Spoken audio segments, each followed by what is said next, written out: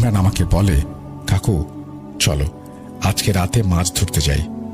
আমি ইমরানকে বললাম, আমাদের বিলে তো মাছ তেমন পাওয়া যাচ্ছে না, মাছ পেতে হলে পাশের বিলটাতে যেতে হবে, কিন্তু ওই বিলে শ্মশান ঘাট আছে, তাই দুজনে যাওয়াটা ঠিক হবে না।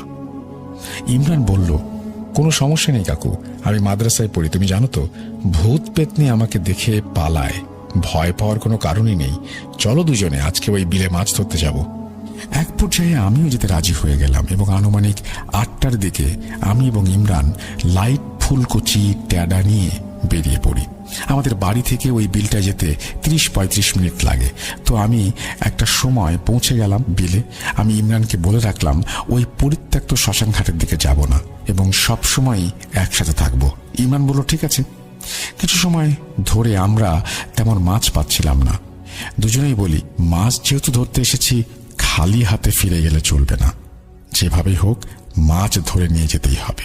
আমরা দুজন একটু আলাদা আলাদা হয়ে যাই, আমি পূর্ব দিকে যাই আর ইমরান পশ্চিম দিকে যায়, কিন্তু বেশি একটা দূরে না। হঠাৎ আমি ভালোই মাছ পেতে শুরু করি।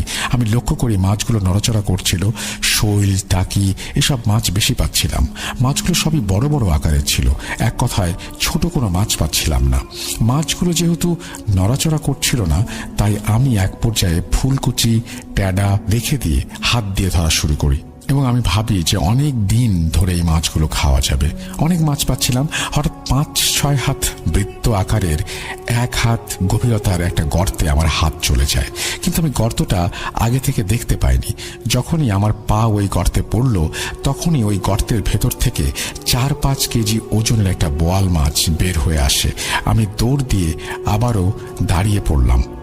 আমি দ্রুত ফুলকুচিটা হাতে নিয়ে মাছটি ধরলাম এবং আমার কাছে থাকা ব্যাগে রাখতে গেলাম।